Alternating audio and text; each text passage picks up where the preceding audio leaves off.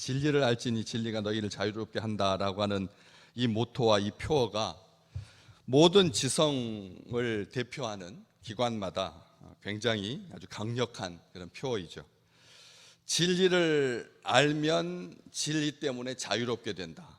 이게 아마 이 세상 사람들이 진리를 추구하는 가장 강력한, 가장 분명한 목표가 아닐까 싶습니다. 그런데 명분은 그런데 실제로 진리를 알아서 자유롭게 되기를 소원하는 사람이 몇이나 되나? 진리를 알아서 자유롭게 된다라고 하는 것이 가능한 건가? 말씀을 늘 대하면서도 이런 의문은 분명히 가져야 할 필요가 있습니다. 많은 사람들이 진리를 알고자 하느냐, 아니면 나에게 유익한 것을 알고자 하느냐, 나에게 손해되는 것을 알고자 하느냐, 여러 가지 생각이 가능합니다.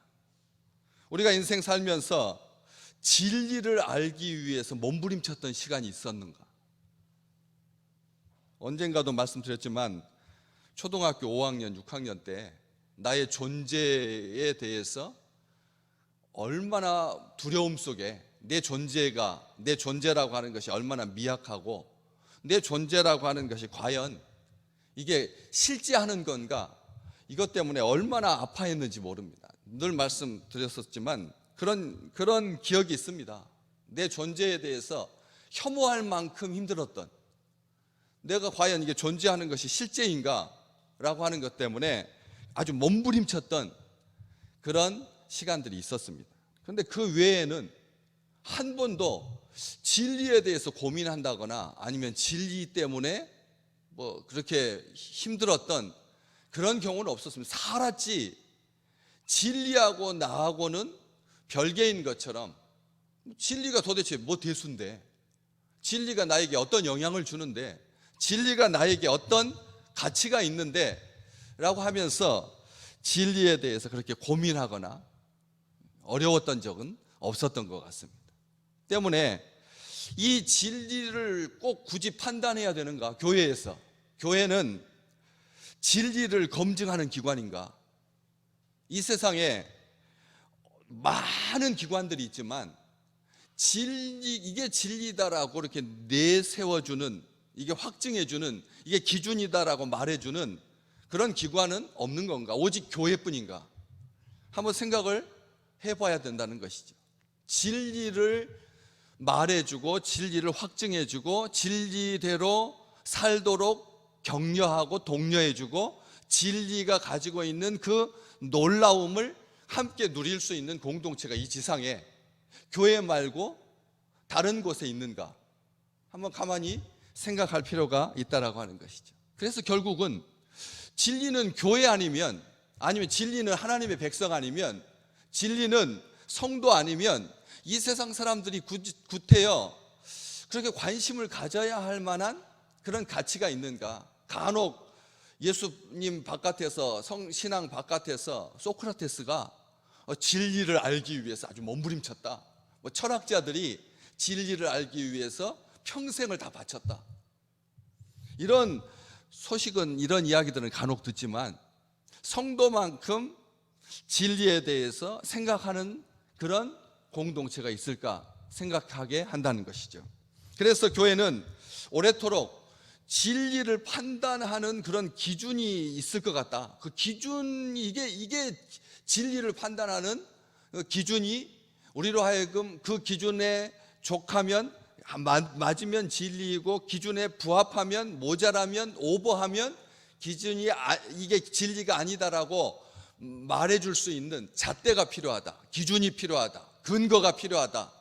그래서 오래도록 힘들게 조사를 했습니다. 그래서 이 진리의 판단을 가능하게 하는 기준, 교회 말고 신앙 말고 하나님의 백성 말고 바깥에서도 진리를 검증하는 기준으로서 제시했던 것들이 몇 가지가 있는데, 그것은 인간의 이성이다.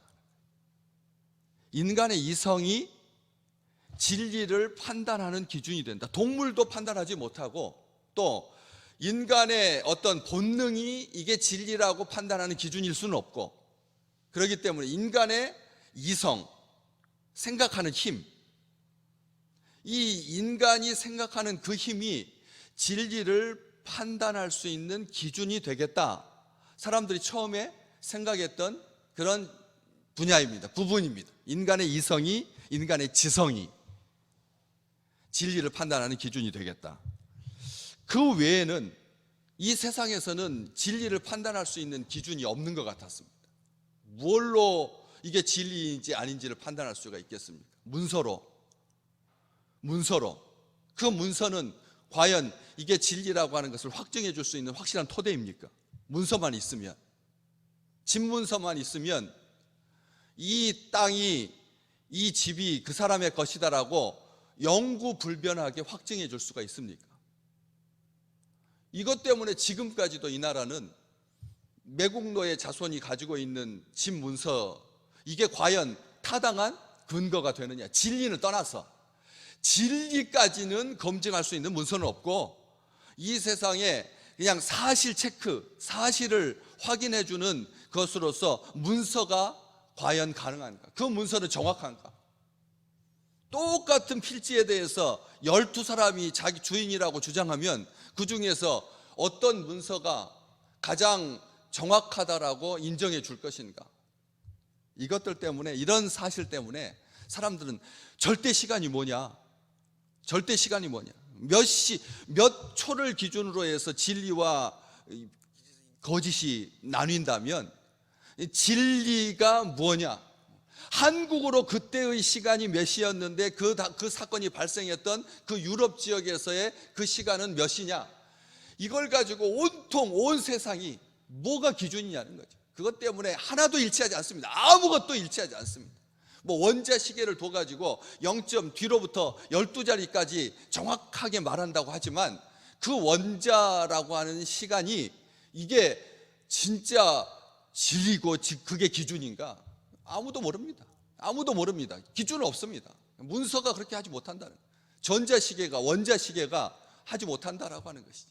금도 변하는데, 금도 어떤 절대 기준이 되는 킬로그램의 단위가 되는 그 무게 물질이 뭐냐는 거죠. 1kg이라고 하는 것을 영원히 확증해 줄 수 있는 물질이 뭡니까? 돌멩입니까? 아니면 금속입니까? 아니면 물입니까? 아직도 안 정해졌습니다. 모르는 겁니다. 시간마다 바뀝니다. 그래서 이번에 바뀐 겁니다. 그 1kg이라고 하는 그것을 절대적으로 근거가 되는, 토대가 되는 물질이 뭐다? 사람들이 잠정적으로 합의해서 그것을 가지고 1kg이라고 말하는 거지. 사실은 1kg에 좀 0.00 몇 g이 더 나가고 덜 나가고는 아무런 문제가 안 되는데도 사람들은 그것에 어떤 기준을 마련하고 싶어 한다는 것이지. 이성, 오랫도록 진리의 검증 기준이라고 생각했는데 이성이 세계대전을 일으키고 말았습니다. 마녀 사냥을 하고 말았습니다. 인민재판을 하고 말았습니다. 히틀러의 광기에 독일 국민 전체가 다 찬성한 겁니다. 보네퍼 목사님 한 분만 미친 운전자에게 나라의 운전대를 맡기면 안 된다, 미친 운전자를 끌어내야 된다 하면서 목숨을 잃었습니다. 죽었습니다.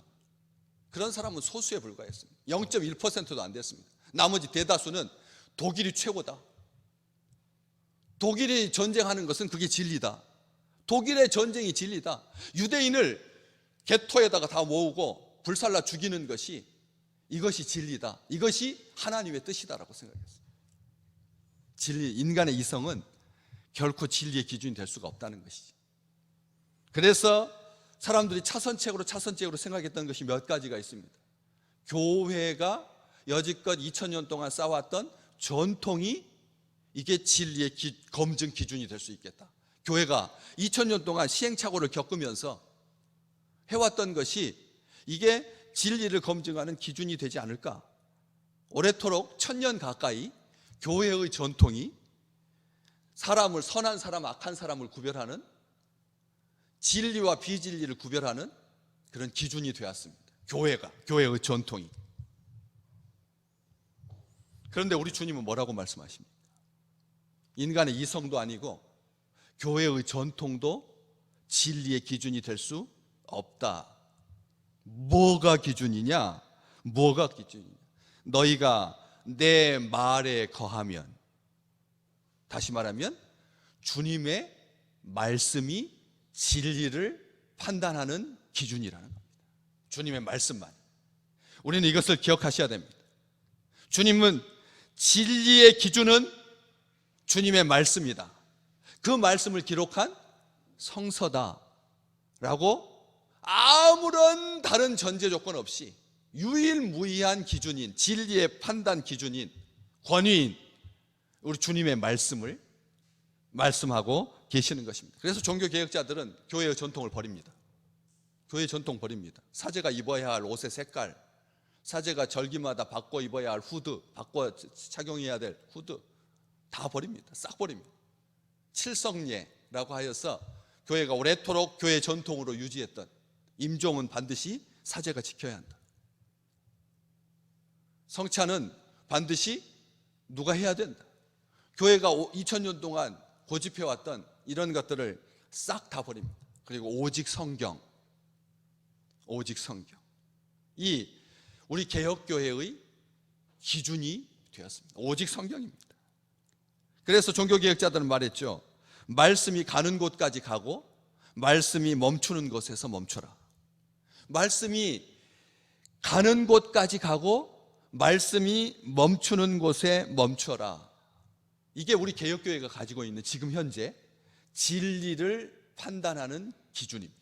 따라서 성경에서 이 사람은 음녀라고 판단하지 않는 이상 누구도 음녀라고 판단하거나 정죄해서는 안 되는 거죠. 안 되는 겁니다. 우리는 소문으로 사람을 12번 죽입니다. 소문으로 사람을 죽입니다. 소문으로 사람을 죽입니다. 확증되지 않은 사람인데 범죄자 취급합니다. 포토라는 인에 딱 세워가지고 이 사람은 잠재적 범인으로 몰아가는 것이지. 그래서 그거 없애자, 그런 말이 나오고 있는 것입니다. 진리는 우리로 하여금 그 진리가 가지고 있는 진리 자체만의 그 본질, 진리가 가지고 있는 성경이 말씀하시는, 주님께서 진리라고 말씀하시는 그것만으로도 이미 우리에게 생명입니다. 아시죠? 하나님은 사랑이시다. 아버지와 나는 하나다. 아버지께서 나를 보내셨다. 너희를 죄에서 구원하기 위해서. 그래서 아버지가 내 이름을 예수라고 지었다. 우리 주님께서 말씀하셨습니다. 내 아버지는 나를 보내신 분이고, 왜 나를 보내셨느냐? 인류가, 인간이 죄로 말미암아 멸망하지 아니하도록 나를 보내신 주님의 말씀입니다. 이게 진리입니다. 진리 자체가 생명입니다. 진리 자체가 우리로 하여금 참된 자유로 이끕니다.